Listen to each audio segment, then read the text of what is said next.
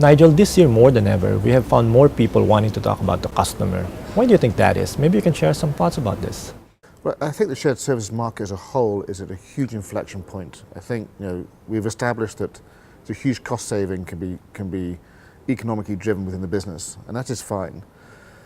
And then you get to the cultural point where everyone will use the shared services. But it's really about how much value can they drive by giving the good service to the customer. The customer is the single most important element of a shared service, bar none. So I think this is the value that is now being well established and well identified within shared service directors. It's absolutely, I think, the single biggest driver in the market. In fact, we held an independent survey at the beginning of the year, and over 81% of respondees actually said that driving customer satisfaction was their number one priority over the next 3 years.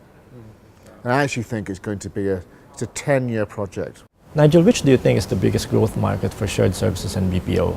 The customer has to be, without any question of doubt. I think if you move from a single tenancy shared services into a global business services, the demand within the centre is really apparent, but the demand to the customer, what they need, and all the new channels of coming into the shared service centre, whether it be mobile phones, smartphones, whether it could be through self-service portals or the traditional phone, the channels of the entry into the shared centre is going to get much, much bigger. Therefore, the demand of what we need to give the customer to make them happy will be the biggest. It's just a simple thing. It's all about keeping our customers happy, because shared services are no different than any other business. We have to sell, we have to market, we have to promote, and we have to deliver, just like any other business. And if we don't take care of the customer can go elsewhere. Which technology is having the biggest impact on the SSO market today? Oh, by far, business process is the single biggest impact of technology today and for the foreseeable future. I think there's been a huge overemphasis on within shared services where people have focused on the system being what the process really is, versus which makes them very transactional, focusing on the service level agreements rather than focusing on the operating level agreements.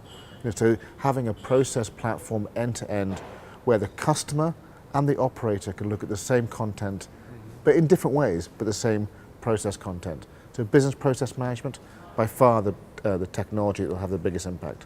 How would you compare the SSO markets in Asia with those of the other regions? Any major differences in your opinion? I mean, that's a very good question, because by pure nature, shared services is a global market, and the problems are pretty common. But the thing that inspires me most about the Asian market is they're probably ahead in terms of being able to deliver customer service, because it's a cultural thing. Yeah, I think there's a readiness in Asia, probably far more than America and Europe, because I think it's ingrained in the personality and the behaviours of the territory. So I think that's the biggest advantage. It's been inspiring for me to be here the last couple of days to witness that. It's interesting to note, because previously what people think is the cost is the main advantage, and now you're saying that it's now the service behind the culture and the solution that it provides is the biggest advantage. Yeah, I mean, people, it's all about people at the end of the day, and it's all about giving good service and good quality of service. So that's why I think the Asian market is well placed. Everyone can look at economies. We can look at cost centres. We can look at the cost per head of hiring people in each region. But it will come down to, can we give our customer the best service possible? That's what it's come down to. And that's why this market is very well placed. What stands out to you as the most innovative business transformation project that you have taken part in within the last 5 years? Wow, well, that's a hard one to pin down. I think we've had some very, very exciting projects with our customers. The likes of BAE Systems, Sony, Colt, Nestle. The list goes on and on. I think what stands out are those projects that do focus on the customer.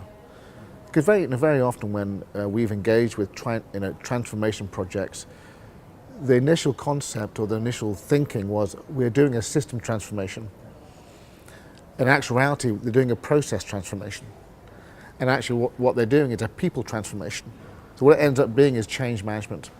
So what BAE Systems did when they consolidated 6 shared service centres into 3, They were able to map out, over 280 processes and 400 work procedures in a space of 4 months, and make sure and deliver a very well-defined set of process material to 20,000 employees in a very short space of time. That was a radical project in itself, purely based on time. But what they have now done is give themselves a legacy where the employees can access the content and really engage. So you're seeing engagement from the customer who almost participate in this kind of shared environment about, we want to work together to improve our own processes for our own business. So the BAE was a really proud moment for us as a company. And we're proud of them, and we're proud of all of our customers. Because you've got to think of the customer, you've got to turn the customers into fans, and that's the proudest moment.